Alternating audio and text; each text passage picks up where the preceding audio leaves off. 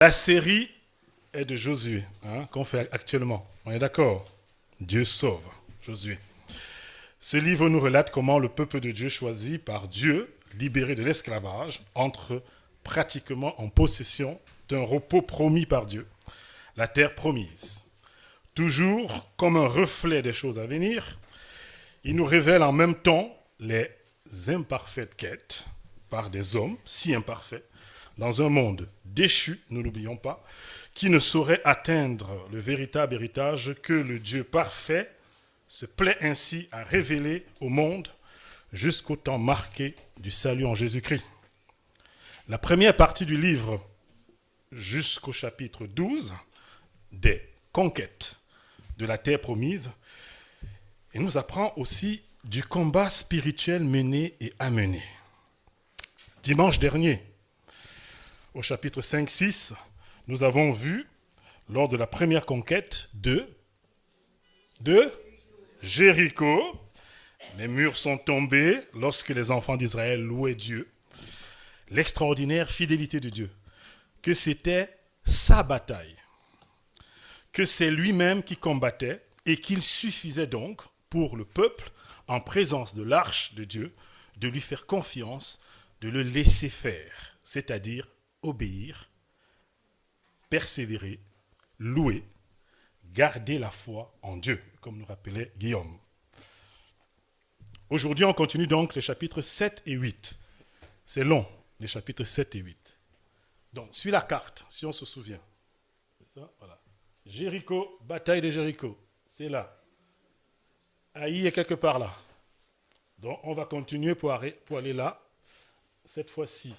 Et on va évoquer dans le texte le mont Ébal et le mont Garizim, qui sont bien plus loin, quand même, entre de part et d'autre de Sichem.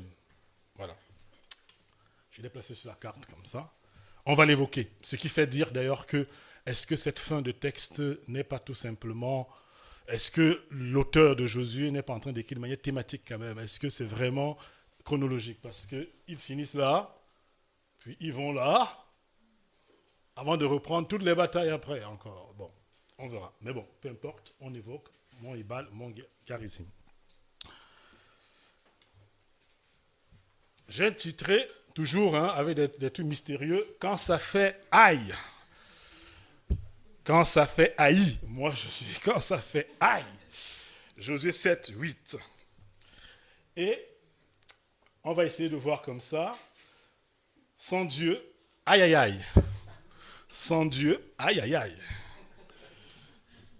Après au chapitre 8, avec Dieu, plus de haï. Plus de haï. Et enfin,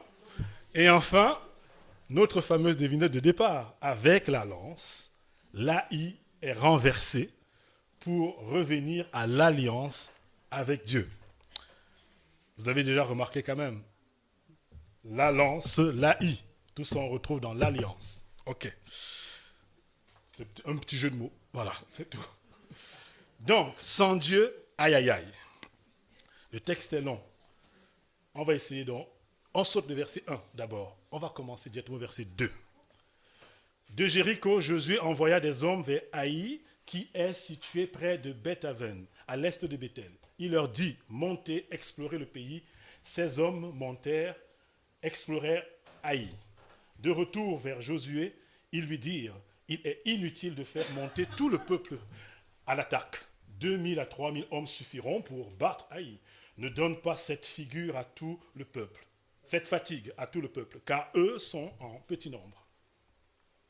Ainsi, 3000 hommes environ se mirent en marche, mais ils prirent la fuite devant les habitants d'Haï. Les habitants d'Haï leur tuèrent 36 hommes. Ils les poursuivirent depuis la porte de la ville jusqu'à Shebarim et les battirent à la descente. Le peuple perdit courage, il se liquéfia, le peuple. Josué déchira ses vêtements et se prosterna jusqu'au soir, le visage contre terre devant l'arche de l'Éternel. Il était avec les anciens d'Israël et ils se couvrirent la tête de poussière. Josué dit, « Ah, Seigneur éternel, pourquoi as-tu fait passer le Jourdain à ce peuple Est-ce pour nous livrer entre les mains des Amoréens ou nous faire mourir si seulement nous avions su rester de l'autre côté du Jourdain? Hein? On se souvient comme Moïse aussi se plaignait souvent comme ça. Hein? On continue. De grâce, Seigneur, que dirais-je maintenant? Qu'Israël a pris la fuite devant ses ennemis? Les Cananéens et tous les habitants du pays apprendront. Ils nous encercleront et feront disparaître notre nom de la terre. Et que feras-tu pour ton grand nom? Voilà, et on s'arrête là. Je n'ai pas pris le verset 10 qui suit. Donc, sans Dieu, aïe aïe aïe. On remarque ici que la parole n'indique pas ici de consigne de la part de Dieu, comme c'était indiqué pour Jéricho. Et même pour l'envoi des espions par Moïse dans nombre. Dieu, on n'en voit pas Dieu qui dit de faire quelque chose. Josué ici ne consulte pas Dieu, qui aurait pu révéler ses plans ou un problème préalable à traiter. Josué, avec ses espions, on observe aussi, s'appuie sur leur propre sagesse. Et vous verrez même avec présomption, puisque Haï, c'est 12 000 personnes, on le verra à la fin, mais ça on comprend, c'est 12 000 personnes, et ils estiment que, 4 fois moins suffira pour les battre. Il ne faut pas fatiguer le peuple. Et ensuite, c'est parfois quand ça ne marche pas, on peut dire ça, ou qu'on a échoué, qu'on vient enfin s'adresser à Dieu. Hein? Ça n'a pas marché là. C'est qu'il est préférable de faire avant. Nous pouvons échouer, ou même un leader spirituel expérimenté, je ne sais pas si j'ai marqué ça. Ah non, ah oui, la défaite. Nous pouvons échouer, ou même un leader spirituel expérimenté peut échouer s'il agit par habitude ou logique humaine. La promesse certaine de Dieu ou sa grande bénédiction aujourd'hui ne t'exonère pas pour demain de la dépendance à lui. Proverbe 3. Confie-toi en l'Éternel de tout ton cœur et ne t'appuie pas sur ta sagesse. Mais les raisons de l'échec ici sont encore plus profondes. Car Dieu sonde les reins et ce qui est caché lui est à nu. On va donc revenir à ce qui s'est passé et que Josué ignore en réalité. Et donc à la réponse de Dieu qui va suivre aussi après. Donc on va relire, on va continuer donc en relisant le verset 1 et avant de continuer au verset 10. Les Israélites commirent un acte d'infidélité au sujet des biens voués à la destruction. Akan, fils de Carmi, petit-fils de Zabdi et descendant de Zérach de la tribu de Juda, prit des biens ainsi consacrés et la colère de l'Éternel s'enflamma contre les Israélites. On descend au verset 10, parce qu'on a vu la bataille et la défaite. J'ai pris où ça? Voilà. Éternel. Voilà ce que l'Éternel dit à Josué. Au fait, Josué qui s'est plaint, qui a dit, qu'est-ce qui se passe? Tu nous as abandonnés, c'est quoi le truc? On est foutus. Lève-toi. Pourquoi restes-tu ainsi prosterné? Israël a péché. Ils ont violé mon alliance, celle que je leur ai prescrite. Ils ont pris des biens voués à la destruction. Ils les ont volés, ils ont menti. Et ils les ont cachés parmi leurs affaires. Ainsi, les Israélites ne peuvent plus résister à leurs ennemis. Ils prendront la fuite devant eux, car ils sont sous une menace de destruction. Je ne serai plus avec vous si vous n'éliminez pas l'objet voué à la destruction du milieu de vous. Lève-toi, consacre le peuple. Tu ordonneras, consacrez-vous pour demain, car voici ce que dit l'Éternel, le Dieu d'Israël. Il y a un objet voué à la destruction au milieu de toi, Israël. Tu ne pourras plus résister à tes ennemis, jusqu'à ce que vous l'ayez enlevé du milieu de vous. Vous vous approcherez le matin par tribu, et la tribu que désignera l'Éternel s'approchera clan par clan. Le clan que désignera l'Éternel s'approchera famille par famille, puis la famille que désignera l'Éternel s'approchera homme par homme. Celui qui sera désigné comme ayant pris des biens voués à la destruction sera brûlé au feu, lui et tout ce qui lui appartient, pour avoir violé l'alliance de l'Éternel et commis un acte odieux en Israël. Josué se leva de bon matin. Il fit approcher Israël par tribu, et la tribu de Juda fut désignée. Il fit approcher les clans de Juda, et le clan de Zérach fut désigné. Il fit approcher le clan de Zérach, famille par famille, et Zabdi fut désigné. Fit approcher la famille de Zabdi, homme par homme, et Akan, fils de Carmi, petit-fils de Zabdi, et descendant de Zérach de la tribu de Juda, fut désigné. Qu'est-ce que ça devait être chaud quand même. Progressivement, on se dirige vers Akan. Josué dit à Akan, mon fils, donne gloire à l'Éternel, le Dieu d'Israël, et rends-lui hommage. Dis-moi donc ce que tu as fait, ne me le cache pas.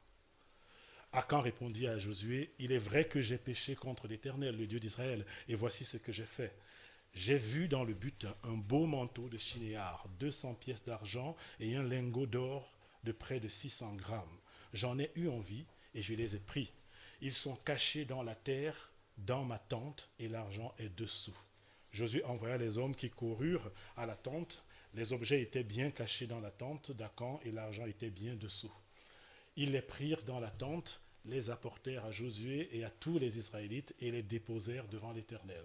Josué et tout Israël avec lui prirent Akan, fils de Zérach, l'argent, le manteau, le lingot d'or, les fils et les filles d'Akan, ses bœufs, ses ânes, ses brebis, sa tente et tout ce qui lui appartenait. Ils les firent monter dans la vallée d'Acor. Josué dit, pourquoi as-tu causé notre malheur? L'Éternel causera ton malheur aujourd'hui. Et tout Israël lapida Akan, on les brûla au feu et les lapida. Et on éleva sur Akan un grand tas de pierres qui subsistent encore aujourd'hui. L'Éternel renonça alors à son ardente colère. C'est à cause de cet événement qu'on a appelé jusqu'à aujourd'hui cet endroit Vallée d'Acor. Texte difficile et dur. Sans Dieu, aïe aïe aïe, on était là, le péché de Akan. L'horreur et le salaire du péché. Quel est le péché d'Israël et Akan? Le problème, c'est que souvent, on peut évaluer les choses en fonction de notre regard et non selon le regard de Dieu. Et quand on regarde selon notre regard, on a notre justice.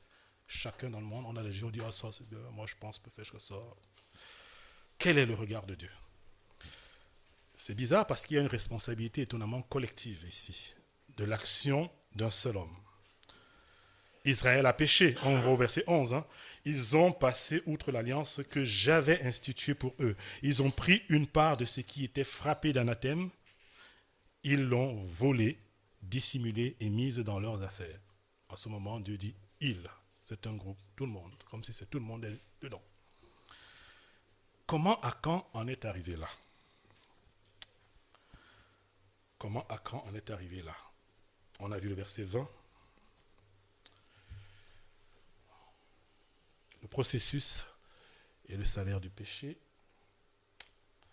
On se rapproche très bien de ce qu'on voit dans Jacques, ici. Jacques 1, 14 à 15. Mais chacun est tenté quand il est attiré et amorcé par sa propre convoitise. Puis la convoitise, lorsqu'elle a conçu, enfante le péché. Et le péché étant consommé, produit la mort. C'est l'enseignement qu'on voit ici avec Akan.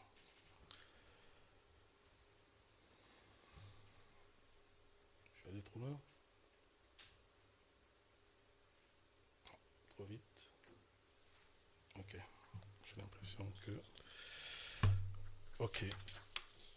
Je ne vous l'ai pas mis. Ah, c'est bon. Processus et salaire du péché. On a vu, il dit, il rappelle, ça on a vu, lu ce que Dieu, qui était le regard de Dieu. Il dit, Israël a péché. Et il dit comment on va faire pour trouver ce qui ne va pas et où aller chercher ce qui ne va pas. Et Akan explique comment il a été conduit, selon Jacques. J'ai vu, je suis à quoi? Je suis à 3, c'est ça. J'ai vu. Voir n'est pas encore le péché, mais l'entrée de la tentation. Le danger commence lorsque le regard s'attarde et nourrit le désir. À ce stade, la question souvent devient plutôt pour nous, quel est le moyen de résistance que tu mets en place quand tu as vu? De fuite ou de recentrage? Quel est le moyen que j'engage quand j'ai vu?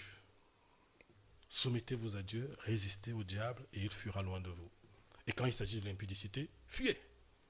Fuyez. Je sais que quand j'étais jeune, souvent, et c'est toujours valable aujourd'hui, un formateur nous disait, pour l'impudicité sexuelle, quand tu regardes la première fois, c'est pas toi qui as regardé, tu es tombé sur quelque chose, tu as vu. Tu as vu. Mais il ne faut pas avoir le deuxième regard. Puisque tu as vu, tu sais où c'est, donc tu te détournes. Tu ne regardes plus. Sinon, tu es conduit à. J'en ai eu envie. La convoitise s'installe dans le cœur. Le désir devient consentement intérieur. Le péché n'est plus seulement devant moi, il commence à vivre en moi. Et après il dit, et je les ai pris. Le désir produit donc l'acte, le vol. Ce qui était convoité devient transgression concrète. Et il dit, ils sont maintenant cachés en terre, à l'intérieur de ma tente, l'argent par dessous. Le péché cherche ensuite à se cacher pour éviter la lumière et la vérité. C'est ce qui se passe souvent. Le mal entraîne dissimulation, parfois ça crée des complicités, l'installation durable du péché dans la vie quotidienne.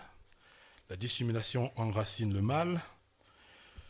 Si ce n'est pas avant, c'est possiblement ici, au retour dans sa tente de Akan, que la famille a été impliquée, possiblement. Parce qu'on peut se demander, mais pourquoi toute la famille alors? Akan, oui, mais pourquoi toute la famille? Pourquoi prendre tout le monde et tout le monde? Possiblement, la famille a été associée ici, puisqu'il est retourné dans sa tente.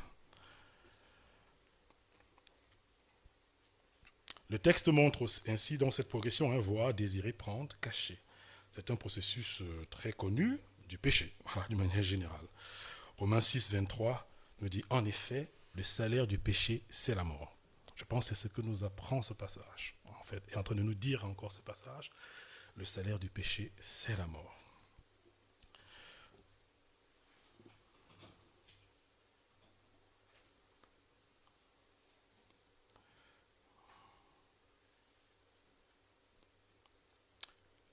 Parce que, pourquoi je vous dis ça, c'est que Deutéronome 24, verset 16, je ne sais pas si je vous l'ai mis. Je ne sais pas si je vous l'ai mis. Deutéronome 24, verset 16, nous dit quelque chose d'important. Dans la loi de Dieu, donnée à Moïse, ce qui est passé avant. Les pères ne seront pas mis à mort pour les fils, et les fils ne seront pas mis à mort pour les pères. Chacun sera mis à mort pour son propre péché. Donc même si on dit que c'est collectif, si la famille est parce qu'on peut se demander pourquoi la famille est tout entière. Est-ce que parce que la famille donc a été en complicité de ce grand bien qui nous arrive finalement et on le cache ensemble? Voilà, parce que Dieu ne se réunit pas dans sa justice. Voilà. La conséquence individuelle du péché non confessé et pardonné, c'est bien la mort spirituelle. Cet épisode sert donc d'avertissement solennel sur la sainteté de Dieu, la gravité du péché caché, la conséquence individuelle du péché non confessé et pardonné, c'est-à-dire la mort spirituelle. Ses conséquences aussi collectives, comme on peut le voir là. Il faut bien noter une chose d'important ici. Dans les conséquences collectives et sociales que peut avoir notre péché, sur notre famille, sur l'Église, on parle d'aujourd'hui, la conséquence par rapport au salut est individuelle. Oui, mon péché peut avoir des conséquences sur ma famille. Aujourd'hui, quelque chose que je fais de mal, si je vole, je vais en prison, ça a des conséquences sur ma famille, sur les enfants que j'ai, ainsi de suite. Donc, il peut avoir des conséquences sociales. Mais bien évidemment, la conséquence spirituelle est individuelle. Tout à fait. Le chrétien aujourd'hui ne connaîtra pas la mort spirituelle à cause de son péché. Mais il y aura aussi, c'est une dimension qui est bon à rappeler, si je suis pardonné en Jésus-Christ, je ne suis plus condamné spirituellement pour la mort éternelle. On est d'accord avec ça. Voilà. Mais il y aura quand même une conséquence sur la récompense dans le royaume de Dieu. C'est ce que nous dit 2 Corinthiens 5, 10. Je l'ai passé avant, je crois. C'est pour ça que je l'avais mis à l'envers. Oui. Car il nous faudra comparaître, dit ce passage, car il nous faudra comparaître en pleine lumière devant le tribunal du Christ pour que chacun recueille selon ce qu'il aura pratiqué avec son corps, soit du bien, soit du mal. Allons à l'étape 2. Avec Dieu, plus de haï et plus de aïe. Verset 1 à 29. C'est très long. Donc je pense que si on lit, ça va être compliqué. Si on arrive à lire. Donc je ne sais pas s'il y en avait qui avaient lu avant le chapitre, qui avaient essayé de lire quand même et voir qu'est-ce qui sera dit quand. Ce serait pas mal. En fait, on va essayer de commenter en même temps. L'Éternel dit à Josué, n'aie pas peur, ne te laisse pas effrayer. Prends avec toi tous les hommes de guerre et lève-toi. Monte attaquer Haï, regarde, je livre entre tes mains le roi d'Haï et son peuple, sa ville et son pays. Tu traiteras Haï et son roi comme tu as traité Jéricho et son roi. Toutefois, vous garderez pour vous le butin et le bétail. 7 fois vous garderez pour vous le butin et le bétail, ce qui n'était pas permis en Jéricho, qui était le premier pour Dieu. Il dit 7, vous garderez pour vous. Peut-être que si Akan avait attendu un peu, il aurait obtenu peut-être ce qui l'intéresse, je ne sais pas. Toutefois, vous garderez pour vous le butin et le bétail. Place une embuscade derrière la ville et là on va voir Dieu qui va donner une grande stratégie étonnante, une très grande stratégie militaire de comment ça va se passer. Donc je saute tout ça, hein. Je ne lis pas. Tout ça je saute. Oui, je vous dis 7. Tous les hommes d'Haï et de Béthel, sans exception, sortirent contre Israël. Ils laissèrent la ville ouverte et poursuivirent Israël. Donc, finalement, ils ont mis une stratégie bien rodée en place, commanditée par l'Éternel, et ils vont avoir la victoire. En gros, c'est ça. L'Éternel dit à Josué, tends vers Haï le javelot. C'est là que je sors ma lance dans ma devinette. C'est tout. Javelot, la lance. C'est pour ça que j'ai mis la lance. Tends vers Haï le javelot que tu tiens, car je vais le livrer en ton pouvoir. Josué tendit le javelot qu'il tenait vers la ville. Dès qu'il eut tendu la main, les hommes en embuscade sortirent rapidement de l'endroit où ils étaient. Ils pénétrèrent dans la ville, s'en emparèrent et s'empressèrent d'y mettre le feu. Et là, on passe ceci. Les autres sortirent de la ville à leur rencontre, et les habitants d'Haï furent cernés de tous côtés par Israël, qui les battit sans leur laisser un survivant ni un fuyard. Il y avait au total 12 000 hommes, voilà, tués ce jour-là, hommes et femmes confondus, tous habitants d'Haï. Josué ne retira pas la main. On se souvient, on se souvient aussi quand Moïse, on avait tenu sa main pour la bataille qui se faisait. Ça se rappelle ça. Josué ne retira pas la main tendue, le javelot, tendu avec le javelot, tant que tous les habitants ne furent pas exterminés. Toutefois, Israël garda pour lui le bétail, le butin, conformément à l'ordre d'Éternel que l'Éternel avait donné à Josué. Josué brûla Haï et en fit pour toujours un tas de ruines qui subsistent encore aujourd'hui. Il fit prendre le roi d'Haï à une potence et l'y laissa jusqu'au soir. Au coucher du soleil, Josué ordonna qu'on descende son cadavre du bois. On le jeta à l'entrée de la ville et l'on éleva sur lui un grand tas de pierres qui subsistent encore aujourd'hui. C'est Guillaume, je crois, qui a prié, et c'était très beau ça, tout à l'heure, par rapport aux tas de pierres qui sont toujours mis et qui rappellent souvent, qui subsistent encore aujourd'hui, pour se rappeler ce qui s'est passé, ce que Dieu a fait à un moment. Voilà, maintenant, on essaye de voir. C'est très difficile aussi. Et je pense que Josué 8 est encore plus difficile que ce qu'on a vu dans Jéricho. Puisqu'on a Akan, une destruction d'une famille et une extermination encore ici d'un peuple. Donc, Josué, comparons un peu Josué 7 et Josué 8, Josué 7 et Josué 8, c'est-à-dire Aïe, sans Dieu, aïe aïe aïe. Et avec Dieu, plus de aïe, en fait, en gros. Péché caché, toléré, le péché a été jugé. Dieu absent du récit. Dieu ne demande pas. Dieu parle et dirige. Effectif réduit volontairement. Hein. Voilà, 3000 hommes. Ils disent, bon, ouais, c'est leur stratégie. Bon, ce ne sera pas très important. Effectif beaucoup plus important ici. 30 000 hommes d'Israël. Voilà. Pour les 12 000 hommes d'Aïe. Ils sont plus importants avec. Voilà. Aucune stratégie détaillée. Voilà. Quand ils sont partis la première fois. Présomption, une certaine suffisance, hein, on va dire. Stratégie militaire complexe. Feinte, de fuite, embuscade, coordination précise.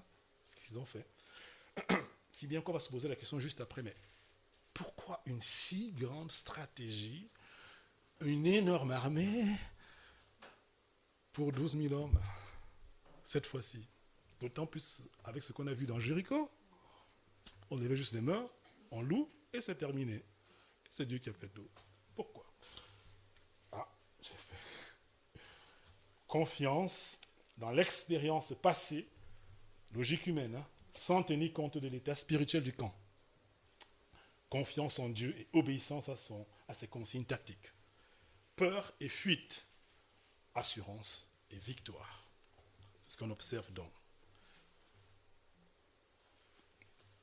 Je pense qu'on ne peut pas vaincre l'ennemi extérieur sans régler l'ennemi intérieur. C'est ce qu'on apprend, je crois.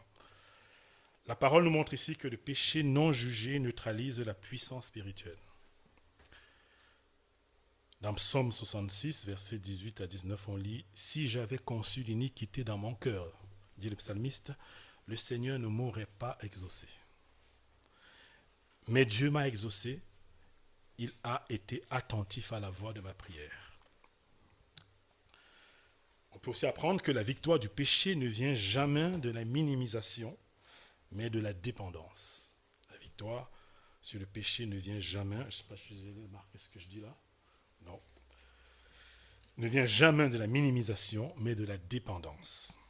On peut noter ici que plus le danger semble faible, plus on a souvent la tentation d'agir sans Dieu. C'est souvent ça. Plus les dangers semblent faibles, on se dit, voilà. Et pourtant, nous avons besoin de Dieu pour discerner, pour juger et pour combattre. Ah bien, je voulais noter un point. Quelle heure on a déjà là? Parce que je ne sais pas si c'est... Il est quelle heure déjà? Combien? 16. Ok. Bon. On le traite. Parce qu'il y a un point quand même. Dieu est saint, juste et bon. Je note une observation importante ici. Pourquoi? Je dis ça. Et quelqu'un me dira, ah bon, en lisant ce texte. C'est pour ça que je dis exprès ça. Josué 8, là, quand on a lu verset 22-27, là, est vraiment difficile quand même. Sans laisser aucun rescapé. De ceux qui se battaient, car selon les lois, c'était ça, selon les lois de ce qu'on appelle RM, ou RM, je ne sais pas comment ça se dit là. Voilà, les lois de l'interdiction, en fait, en gros. Dans Deutéronome 7 et Deutéronome 20, Dieu détaille ces différentes lois-là. Et à la lecture de ce passage, l'un des plus éthiquement difficiles de la Bible, il y a bien premièrement quelque chose d'inconfortable, de glaçant, de terrible. Et pour des âmes sensibles, comme nous, dans des pays apparemment civilisés, en période apparemment de paix, c'est encore plus difficile de s'imaginer que bon, c'est ça. Dans d'autres endroits des pays, peut-être ils vont lire, ils vont dire ah bah oui, on a comme ça s'est passé la guerre, comme ça se passe hier, donc et que les gens sont détruits. De plus, notre mauvaise compréhension de Dieu, comme nombre de nos contemporains, par méfiance ou par défiance, nous précipite alors aux nombreux pourquoi Dieu ou pourquoi quelque chose dans la Bible, au risque de passer à côté des bonnes questions de pourquoi. Peut-être c'est plus facile en anglais, le pourquoi, why, pourquoi Dieu fait ça, pourquoi ça. Alors que l'Ancien Testament et la parole de Dieu dans l'Ancien Testament n'est pas en train de nous dire pourquoi, est en train de nous dire for what, Pour faire quoi? Pour faire quoi finalement? Il nous explique que Dieu est en train de faire quoi concrètement dans sa révélation. Et si on observe effectivement Deutéronome 20, mais ça je vais vous laisser aller observer, en fait, en gros, et lire, vous allez voir les lois d'interdiction, Deutéronome 7 et Deutéronome 20, ces fameuses lois d'interdiction, en fait, en gros. Et on va découvrir dans ces fameuses lois d'interdiction-là qu'il y avait des règles pour tous les étrangers au peuple de Dieu qui seront hors de Canaan, comment les traiter, et tous ceux qui, dans Canaan, donc, les Amoriens, les Cananéens, les Jébusiens, et voilà, comment eux les traiter. C'était deux manières un peu différentes de les traiter. Effectivement, il y avait la loi de l'extermination complète de ceux qui sont dans Canaan même, en fait, en gros. Mais, on va découvrir en fait aussi que quoi? Avec proposition toujours de la paix. C'est si ils refusent la paix, alors, action. La loi s'applique. 5 remarques importantes pour ce sujet difficile. De ça. J'ai noté. Voilà, oui. Très bien. Dieu est le propriétaire de l'univers tout entier. Il fait une promesse à Abraham et lui donne ce pays qu'il va tenir. Le pays appartenait avant, les Cananéens, à la descendance d'Abraham, selon la promesse de Dieu. Première remarque. Dieu, malgré sa sainteté, use de patience et ne choisit pas de détruire sur le champ les peuples aux pratiques abominables pour leur méchanceté. Dans Genèse 15, 13 à 14, on lit « Et l'Éternel dit à Abraham, sache que tes descendants seront étrangers dans un pays qui ne sera point à eux. Ils y seront asservis et on les opprimera pendant 400 ans. À la 4e génération, ils reviendront ici, car des Amoriens n'est pas encore, car l'iniquité des Amoriens n'est pas encore à son comble. » Dieu est patient. Il attend, même avec celui qui est méchant, le méchant qui doit être détruit pour l'abomination. Deutéronome 9 et 5. Non, ce n'est point à cause de ta justice, c'est ce qu'on va aussi voir, Dieu qui dit, ce n'est point à cause de ta justice et de ta droiture que ton cœur, la droiture de ton cœur, que tu entres en possession de leur pays. C'est à cause de la méchanceté de ces nations que l'Éternel, ton Dieu, les chasse devant toi. Donc, ce qui fait agir Dieu d'abord, c'est la méchanceté de ces nations. Et c'est pour confirmer la parole que l'Éternel a juré à tes pères, à Abraham, à Isaac et à Jacob. Donc oui, ce n'est point à cause de ta justice et de ta droiture. Notre remarque, Dieu ne souhaite pas la mort du pécheur. Dieu ne souhaite pas la mort du pécheur. Ézéchiel 33, verset 11, il dit « Dis-leur, je suis vivant, dit le Seigneur, l'Éternel, ce que je désire, ce n'est pas que le méchant meure. » Ça, c'est le cœur de Dieu. C'est qu'il change de conduite et qu'il vive. Revenez, revenez de votre mauvaise voie. Et pourquoi mourriez-vous, maison d'Israël? Et en 5e remarque, Dieu, dans les lois sur la guerre, dans Deutéronome 20, que je vous laisserai lire, peut-être que c'est pas très, ordonne de proposer toujours la paix, je vous l'ai dit tout à l'heure, même à ces 6 peuples aux pratiques abominables de la terre promise, à dévouer par interdit culturel, bien sûr, certes, destruction de tous les lieux de culte, de tous les autels, voilà, pas d'alliance, pas de mariage avec ces peuples. C'est le refus de la paix qui entraîne un anathème, qui entraîne l'interdiction, le fait d'être détruit et d'exterminer de cet anathème de guerre-là. Pour nous aujourd'hui,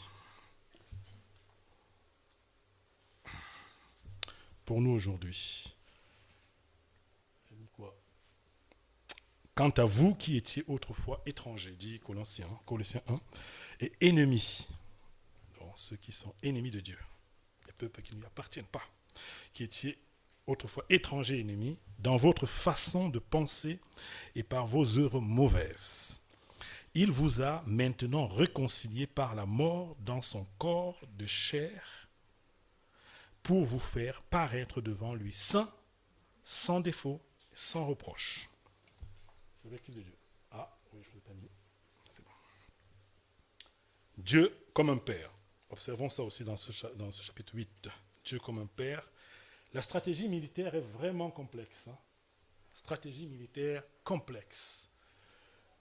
Je vous ai pris une photo de quelqu'un qui a essayé d'essayer de présenter un petit peu. Stratégie très complexe. Ça commence au 1. Vous voyez, le peuple vient. D'abord, ici en fait, Haï est là. Et là, c'est Bethel qui était à côté. Donc, le peuple vient. En fait, c'est comme si je vous attire. Le peuple vient, là. En 2, il y a aussi d'autres qui sont en embuscade, qui sont aussi par là. Il y en a qui se mettent en embuscade quelque part ici. Voilà. Mais en fait, c'est pour attirer. Et en bleu, c'est ce que fait Haï, en fait, en gros. Et en rouge, c'est ce que fait le peuple d'Israël. Dans la stratégie de comment on va les battre. Et donc, quand ils viennent comme ça, ils attirent, ils sortent tous. Oh, mais ils sortent comme la première fois. Ils étaient déjà venus là, donc on va encore les écraser comme la dernière fois. Ils ont perdu là. Ils sortent tous, et en allant vers là, donc, eux, ils retournent pour les attirer. Ils les poursuivent. Il y en a qui les attendent en embuscade, et l'embuscade ici est donnée là, ici. Et après, il y en a d'autres qui attendaient là pour entrer dans la ville et prendre la ville. En fait, juste après. Voilà. Alors, pourquoi Dieu donne une stratégie militaire aussi complexe, impliquant autant d'hommes, 30 000, tout, parce que Dieu a dit tous les hommes de guerre, tu prends tout le monde. Autant d'hommes pour battre Haï. Alors que juste avant, à Jéricho, une ville plus importante et fortifiée, il n'y avait aucune stratégie, si ce n'est de prier et de louer. En gros, c'est tout. On pourrait être tenté de croire au grand nombre et aux guerriers efficaces. On peut être tenté de croire au grand nombre. Quand on voit ça, on se dit, ben oui, finalement, ils sont nombreux. Voilà. Et pourtant, la clé ici est que la bénédiction est attachée à l'obéissance, pas au pragmatisme. Il me semble que Dieu, comme le bon Père, restaure la discipline spirituelle après un relâchement. Dieu réinstaure la discipline, présence divine, instruction précise, coordination rigoureuse. Dieu rééduque à prendre au sérieux ce qu'il dit et ordonne, quelle que soit la taille de l'ennemi, quelle que soit la facilité apparente ou non. Ce n'est pas Haï qui est plus fort ou plus costaud que Jéricho, bien au contraire, c'est le peuple de Dieu qui était plus faible, en fait, en gros, à son état intérieur. Le danger n'est pas où est l'ennemi. Le danger n'est pas où est l'ennemi, n'est pas où l'ennemi est fort, en fait, mais où nous croyons être forts pour ne pas prendre nos mesures sérieuses contre le péché, par exemple. Nous soumettre à Dieu et résister au diable. Dieu ne veut pas un peuple autosuffisant et ne veut pas non plus un peuple passif. On le voit là. La foi sans les œuvres est morte, dit Jacques 2, verset 17. Si on se rappelle, Jéricho, Haï, il y a trois cas maintenant là qu'on a vu. Jéricho, Haï, échec, Haï, victoire. Hein? On essaie un peu de voir. À Jéricho, Dieu enseigne, je fais tout. C'est comme s'il enseigne, je fais tout. J'ai la puissance, la capacité de tout faire. Je fais ma note. À Haï, avec le premier échec, sans moi, vous échouez. En gros, il dit, sans moi, vous allez échouer. Voilà. Haï, victoire, hein, deuxième fois. Avec moi, vous agissez justement. Parce que vous, en fait, vous participez. C'est pas, vous participez, vous apprenez à me faire confiance et à faire ce que je demande de faire et à bien faire. Même si l'ennemi est tout petit. Vous faites ce que moi je dis. Et non ce que vous pensez être meilleur. Donc, nous ne pouvons pas vaincre sans faire confiance à Dieu pour agir. C'est ce qu'on voit. Et donc, la dernière partie, je crois. 3, c'est ça, avec la lance, la I est renversée, c'est pour venir à l'alliance avec Dieu. C'est ça, la dernière partie, la toute petite partie qu'on a là, à la fin. Donc, alors Josué construisit un autel en l'honneur de l'Éternel, le Dieu d'Israël, sur le mont Ébal, comme Moïse, le serviteur d'Éternel, l'avait ordonné aux Israélites. Il le construisit en respectant ce qui est écrit dans le livre de la loi de Moïse. C'était un autel en pierre brute, qu'on ne travailla pas avec le fer. Ils y offrirent des holocaustes à l'Éternel et ils le présentèrent des sacrifices de communion. Là, Josué écrivit sur les pierres une copie de la loi que Moïse avait écrite devant les Israélites. Tout Israël, avec ses anciens, ses officiers et ses juges, se tenait des deux côtés de l'arche devant les prêtres, les Lévites qui portaient l'arche de l'alliance de l'Éternel. Les étrangers, il faut bien noter, les étrangers, comme les Israélites de naissance, étaient là. Une moitié du côté du mont Garizim, l'autre moitié du côté du mont Ébal, conformément à l'ordre qu'avait précédemment donné Moïse, le serviteur de l'Éternel, pour bénir le peuple d'Israël. Josué lui lut ensuite toutes les paroles de la loi, les bénédictions et les malédictions, suivant ce qui est écrit dans le livre de la loi. Il lut la totalité de ce que Moïse avait prescrit devant toute l'assemblée d'Israël, avec les femmes et les enfants, ainsi que les étrangers qui vivaient au milieu d'eux. Les étrangers vivaient bien au milieu du peuple. Les étrangers pouvaient bien vivre au milieu du peuple d'Israël. Au moins Rahab déjà.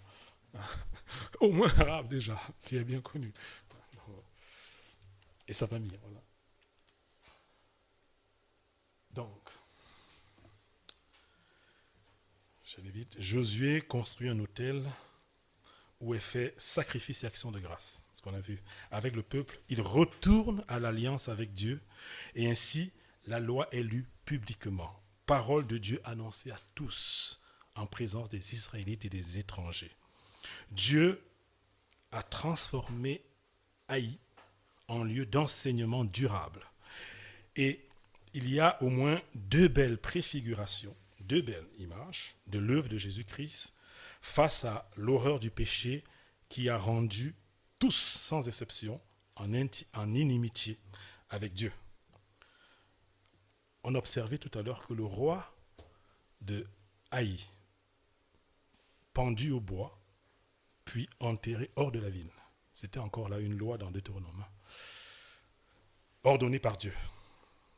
Si l'on fait mourir un homme qui a commis un crime digne de mort et que tu l'aies pendu à un bois, son cadavre ne passera point la nuit sur le bois, mais tu l'enterreras le jour même, car celui qui est pendu est objet de malédiction auprès de Dieu. Et tu ne souilleras point le pays que l'Éternel ton Dieu te donne pour héritage. Deuxième observation, maintenant, toute la loi est lue publiquement, la loi de Dieu, sur le mont Ébal. Toute la loi. Et à tous est annoncé les bénédictions et les malédictions.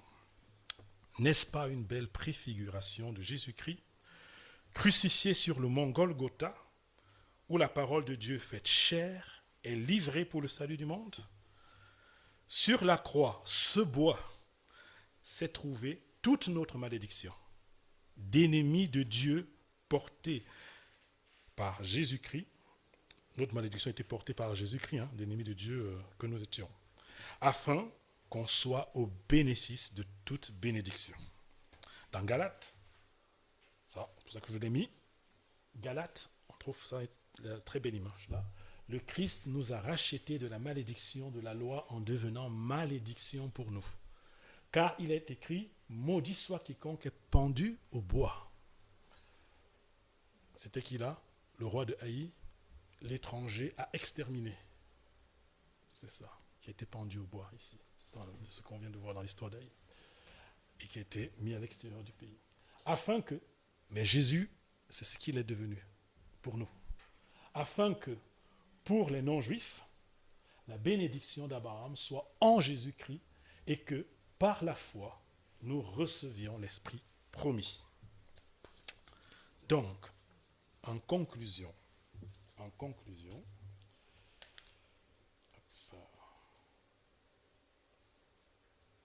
excusez-moi,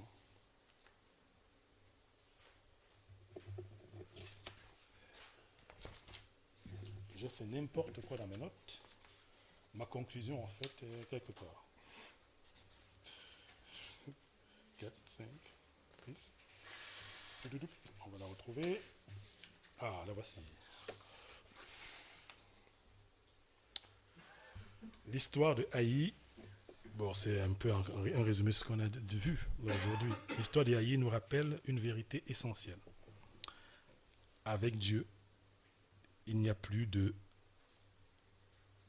aïe. Mais sans lui, c'est aïe aïe aïe. Ça, c'est pour la partie poétique. Jéricho nous a montré que Dieu peut vaincre sans nous.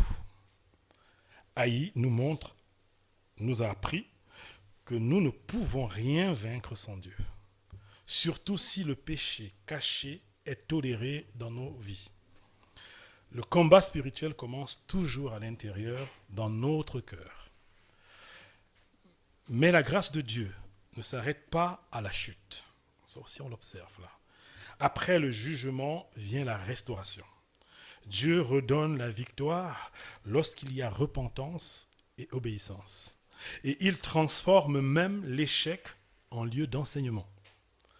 L'autel sur le mont Ébal, la lecture publique de la loi, et ce qu'on a observé pour le roi de Haï, pendu au bois, pointe vers Jésus-Christ. Lui qui, à la croix, a porté notre malédiction afin que nous recevions la bénédiction. Aujourd'hui encore, Dieu nous appelle à revenir à l'alliance de Dieu en Jésus-Christ, à vivre dans la lumière, à dépendre de lui pleinement dans nos combats. La vraie victoire n'est pas dans nos forces, mais dans l'obéissance confiante au Christ crucifié et ressuscité. Prions. Seigneur notre Dieu, ta parole est une puissance véritable pour transformer nos vies. Merci pour ta parole. Merci parce que dans ta révélation, depuis l'Ancien Testament, tu parles de ton plan de sauvetage et tu parles de nos combats dans notre marche avec toi. Et nous voulons te prier, Seigneur, que tu nous aides à prendre en compte l'écoute nécessaire et indispensable de ta volonté, de ta voix, pour pouvoir mener les combats dans nos vies. Aide-nous, Seigneur, à ne pas tolérer le péché. Aide-nous, Père, à savoir déployer les stratégies de défense nécessaires. Aide-nous à marcher avec toi chaque jour dans ta victoire. Au nom de Jésus-Christ. Amen.